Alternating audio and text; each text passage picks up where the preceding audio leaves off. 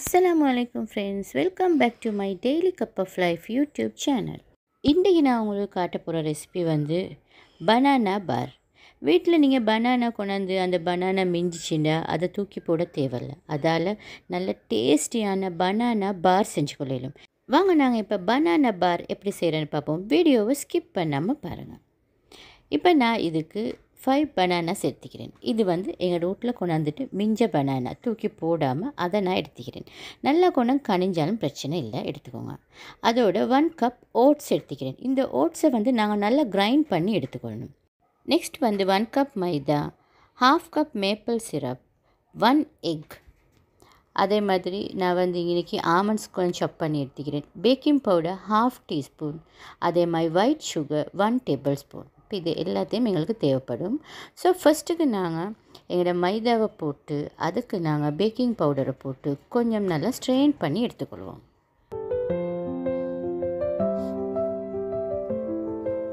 இப்போ பேக்கிங் பவுடரை மைதாலே ஆட் பண்ணிக்கோங்க. இப்போ நல்லா நாங்கள் இதை ஸ்ட்ரெயின் பண்ணிக்கொள்ளணும்.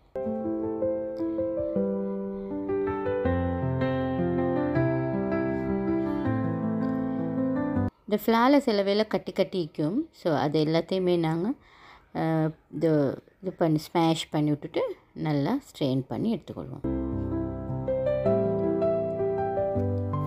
இப்போ நெக்ஸ்ட் வந்து எங்களோட பனானா. இந்த பனானா எல்லாம் நாங்கள் இந்த மாதிரி கேரப் பொண்டால் நல்லா ஸ்மாஷ் பண்ணி எடுத்துக்கொள்ளணும்.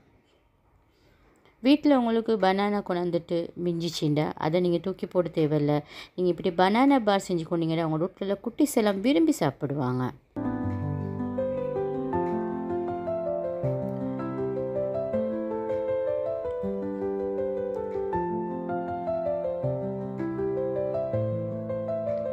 இப்போ இதை நல்லா ஸ்மாஷ் பண்ணிவிட்டு 1 எக்கிக்கு தானே அந்த எக்கை நாங்கள் இதுக்கு ஆட் பண்ணிக்கொள்வோம்.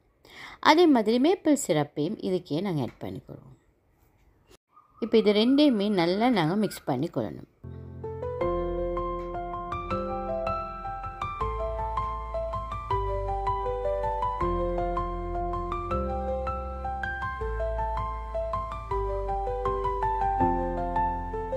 இது நல்லா மிக்ஸ் ஆகிடுச்சு.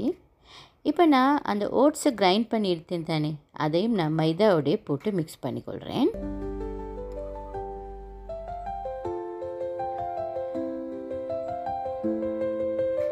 இப்போ நாங்கள் கொஞ்சம் கொஞ்சமாக இந்த பனானா பெட்டருக்கு நாங்கள் இந்த மைதாவை ஆட் பண்ணி சேர்த்துக்கொள்வோம். இப்போ இதை நல்லா நாங்கள் மிக்ஸ் பண்ணிக்கொள்ளணும். பொறுமையாக நாங்கள் மெதுவாக மிக்ஸ் பண்ணிக்கொள்வோம்.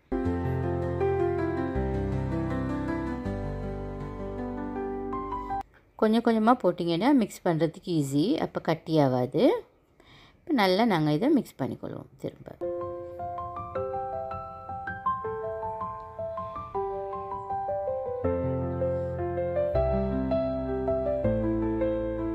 இது வாட்டர் ஒன்று மெட் பண்ண வேணாம். இது இதே மாதிரி இதே லிக்விடில் மிக்ஸ் ஆகிற மாதிரிக்கு நல்ல திக் பெட்டர் ஒன்று வரும். எங்களுக்கு கேக் மிக்சர் மாதிரி ஒரு பெட்டர் ஒன்று வரும்.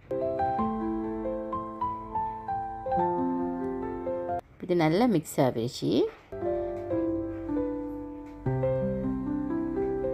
இப்போ நான் வந்து 1/2 டீஸ்பூன் வெனிலா எடுத்து வச்சுக்கிறேனே, அதையும் நான் இதுக்கு ஆட் பண்ணிக்கொள்கிறேன். இப்போ திரும்ப இதை நல்லா நாங்கள் மிக்ஸ் பண்ணிக்கொள்வோம்.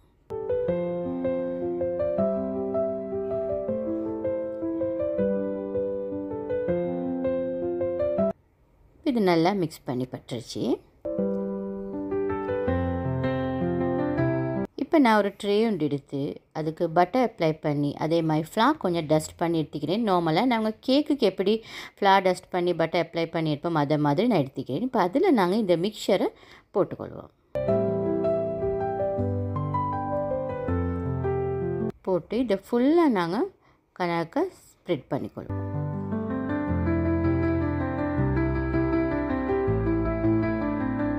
இது கொஞ்சம் திக் பெட்டர் சுட்டி இது கொஞ்சம் பரத்தி விட்றே கொஞ்சம் கஷ்டம். ஆனால் கொஞ்சம் அப்படியே நாங்கள் கணக்காக பரத்திக்கொள்வோம். எல்லா பக்கத்துக்கும் கொஞ்சம் ஈக்குவலாக வர மாதிரிக்கு.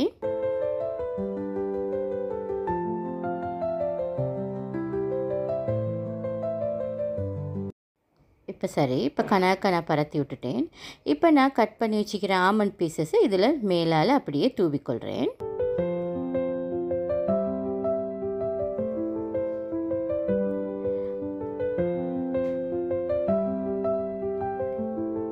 இப்போ சரி. இப்போ திரும்ப நான் ஒயிட் சுகரும் எடுத்து வச்சுக்கிறேன். அதையும் மேலால் அப்படியே கணக்காக எல்லா இடத்துக்கும் வர மாதிரி கணக்காக ஸ்ப்ரெட் பண்ணி கொடுறேன்.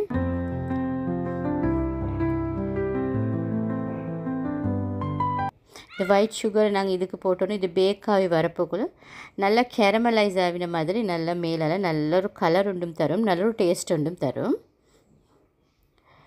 இப்போ நாங்கள் இதை 200ல் சரியாக ஒரு 25 மினிட்ஸ் பேக் பண்ணிக்கொண்டா போதும். ஓகே, நான் பேக் பண்ணி எடுத்துட்டேன். இந்த மாதிரி கோல்டன் ப்ரௌன் கலருக்கு வரும். நாங்கள் அதை சுகர் எல்லாம் மெட் பண்ணிக்கிட்டு நல்லா கேரமலைஸ் ஆகின மாதிரி இந்த கேரமல் கலர் ஒன்றுக்கு தான் வரும். இப்போ சரி, இந்த பனானா பார் ரெடி ஆகிடுச்சு. நாங்கள் இப்போ இதை கட் பண்ணிக்கொள்வோம். இதை கட் பண்ணி எடுத்து எங்களுக்கு வச்சுக்கொள்ளே மேலும் ஒரு 2-3 டேஸ்க்கு மாதிரி வச்சுக்கொள்ளே மேலும் ஃப்ரிட்ஜில் வைக்கவும் மேலும் வெளியே வைக்கவும் மேலும் வச்சு உங்களுக்கு சாப்பிடலும். அதே மாதிரி உங்களுக்கு குட்டீஸ்க்கு லஞ்ச் பாக்ஸ்க்கு ஸ்கூலுக்கு கூட கொடுத்துடலும். அந்த அளவுக்கு நல்ல ஸ்வீட் உண்டு. இது மிச்சம் ஸ்வீட்டும் மீக்காது, ஆனால் கணக்கான ஸ்வீட் ஆகிக்கும், ஆனால் நல்ல டேஸ்டி ஆகிக்கும்.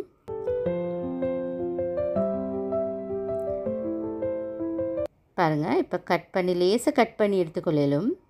அந்த அளவுக்கு இது நல்ல பேக் ஆகினோன்னைக்கு நல்ல குக்கீஸ் மாதிரி இருக்கும்.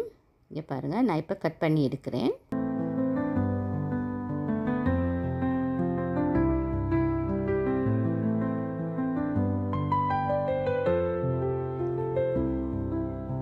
எங்களோட வீட்டுக்கு யாராவது விசிட்டர்ஸ் வரண்டா கூட எங்களுக்கு டக்குன்னு ஒரு 1 ஹவரில் இதை செஞ்சு கொள்ளலும். அந்த அளவுக்கு ஒரு டேஸ்டியான ரெசிபி ஒன்று தான் இது. நீங்களும் ட்ரை பண்ணி பாருங்கள் ஃப்ரெண்ட்ஸ்.